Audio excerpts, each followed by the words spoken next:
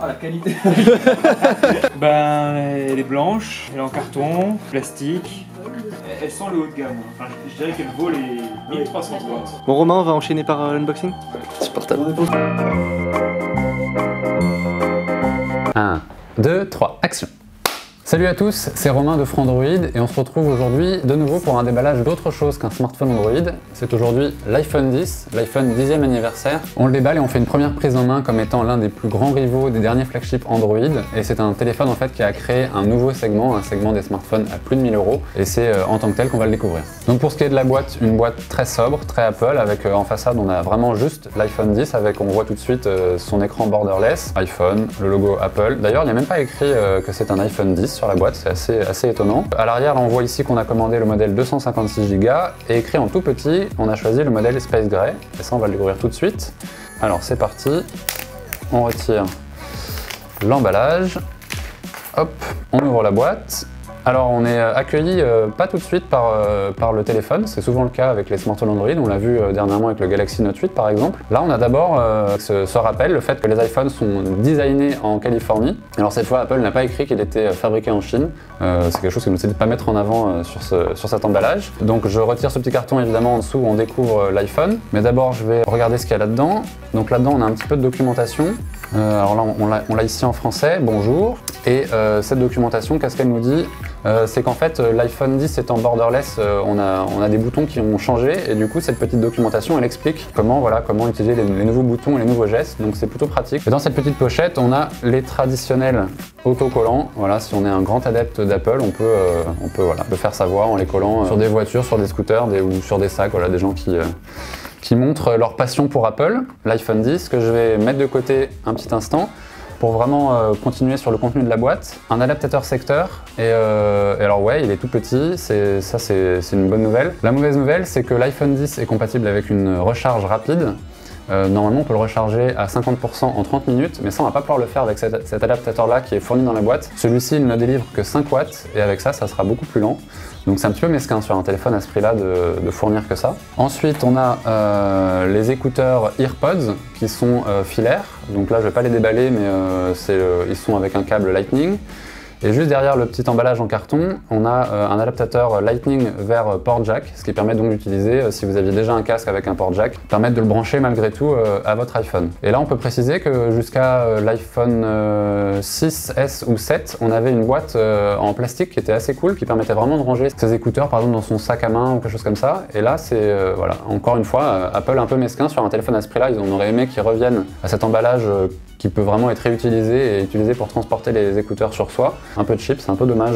Et puis pour terminer, on a ici au fond de la boîte le petit cordon Lightning vers USB-A. Et là encore, du coup, comme il est USB-A, ce format-là, on va pas pouvoir utiliser la recharge rapide avec. Si on veut faire de la recharge rapide, en fait, il va falloir acheter par exemple un chargeur de MacBook qui va coûter 70 €. Donc c'est un petit peu dommage là encore pour un téléphone à ce prix-là de fournir des accessoires aussi bas de gamme. Donc on a fait le tour du carton, on va maintenant pouvoir passer à l'iPhone 10, à l'objet voilà, qui nous intéresse aujourd'hui. Alors on commence par retirer le film de protection. Hop là, je mets ça de côté. Et donc voici l'appareil. Alors ce qui est très nouveau sur cet iPhone 10, avant de parler vraiment de la face avant, si on fait un petit peu le tour du propriétaire, c'est que la bordure elle est plus en aluminium, elle est en acier. C'est vrai que c'est très joli et surtout ça devrait être beaucoup plus résistant que l'aluminium. L'acier est beaucoup plus dur en fait que l'aluminium.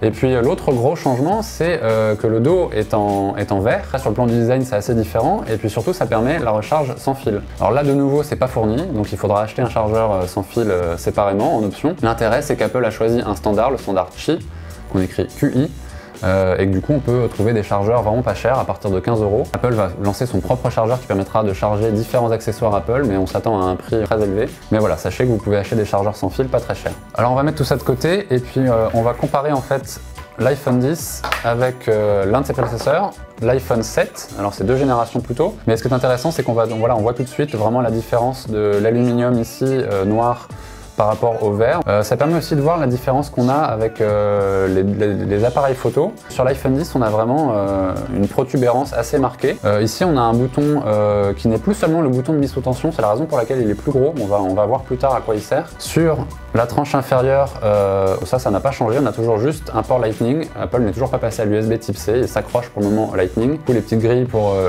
les haut-parleurs et le micro. Sur la tranche gauche, aucun changement pour le coup. On a toujours les deux boutons de réglage du volume et puis le loquet qui permet de passer du mode silencieux au mode sonnerie. Puis sur la tranche du haut, c'est absolument vierge, voilà, rien sur cette tranche là. Et puis du coup, on va l'allumer, on va passer vraiment à l'iPhone 10 vraiment en fonctionnement. Alors ce que je peux rappeler pendant qu'il s'allume pour la première fois, c'est qu'il mesure 7,7 mm d'épaisseur et qu'il pèse 174 grammes. Et ça, c'est un poids qui est quand même assez élevé. À titre de comparaison, le Samsung Galaxy S8, qui est un de ses concurrents principaux, il pèse un peu plus de 150 grammes. Donc là, on l'a allumé. Donc du coup, on découvre pour la première fois cet écran borderless, en tout cas quasiment. On voit quand même que les bordures sont assez importantes pour un borderless. La différence avec des smartphones Android qui existent sur le marché, c'est d'abord ce que les Américains appellent le notch. Alors on pourrait traduire ça comme encoche ou enclave. Donc cette espèce de partie qui vient mordre sur l'écran tout en haut. Si elle est aussi importante, c'est qu'on a d'abord le capteur frontal de 7 millions de pixels et puis surtout qu'on a toutes les fonctions qui vont servir à Face ID, donc le nouveau système de déverrouillage par le visage. Donc du coup on a un projecteur de points infrarouges, donc c'est la raison pour laquelle ça prend pas mal de place en haut. Donc ça c'est une première différence avec pas mal de smartphones Android borderless du moment. Et l'autre énorme différence c'est qu'en bas c'est le premier téléphone du marché dont l'écran borderless va vraiment jusqu'en bas. J'ai ici un Galaxy S8 pour comparer. Et si je le déverrouille, vous voyez bien qu'en bas, j'ai quand même une bordure qui fait environ 5 mm sur le Galaxy S8, alors que là, elle est quand même beaucoup plus faible sur l'iPhone 10, avec un Mi Mix 2 qui a lui, pour le coup, zéro bordure quasiment en haut, mais qui de nouveau a une bordure en bas. Donc ça, c'est quand même un aspect assez inédit sur l'iPhone 10, qui va apporter certaines modifications sur le plan logiciel qu'on va voir tout de suite. Alors déjà, la première chose, c'est que on n'a plus le bouton principal en bas qui intégrait aussi Touch ID, le capteur d'empreinte digitale pour le déverrouillage du téléphone. Donc du coup, on fait un geste, on a cette espèce de petit bouton, d'ailleurs là voilà, c'est écrit en français, balayer vers le haut pour ouvrir.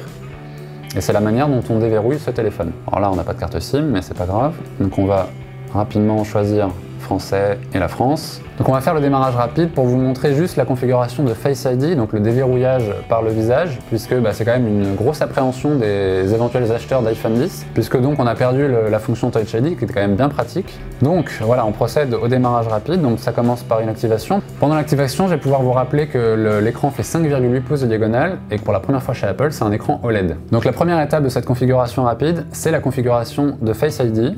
Alors, je vais découvrir avec vous comment ça fonctionne. Comment configurer Face ID? Commencez par placer votre visage dans le cadre, puis faites un cercle avec la tête de façon à capturer tous les angles de votre visage. Démarrez. L'iPhone me détecte, et donc il faut que je tourne la tête. Voilà, donc j'ai fait tout le tour du cercle, et ça y est, Face ID est configuré, donc c'est quand même vachement rapide. Ah d'accord, il faut en recommencer, donc il y en a une deuxième.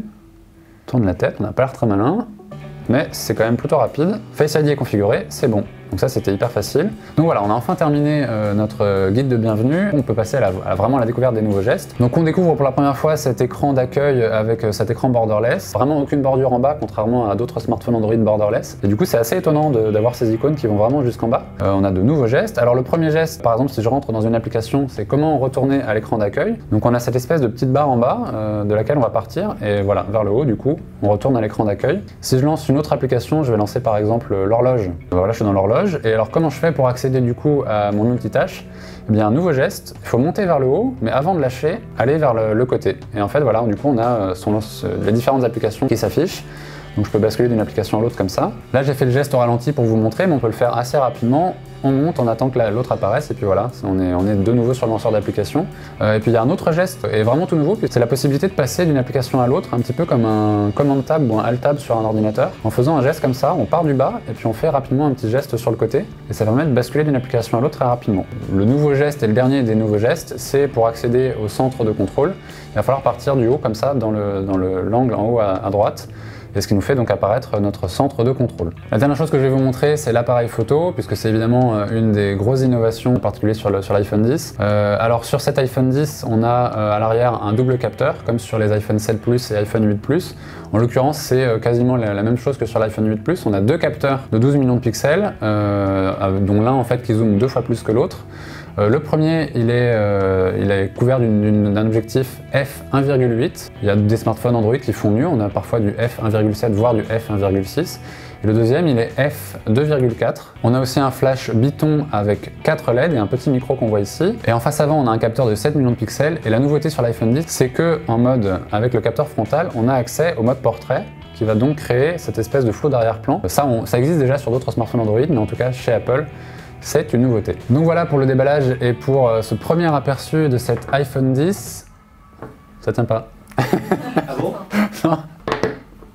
Non. Merci d'avoir suivi cette vidéo jusqu'au bout. On se retrouve très vite pour le test plus approfondi de cet iPhone 10 sur la chaîne et sur le site. Et n'oubliez pas de vous abonner à notre chaîne YouTube pour suivre toute l'actualité tech. Quant à nous, on se retrouve dans une prochaine vidéo. À la prochaine. Parfait.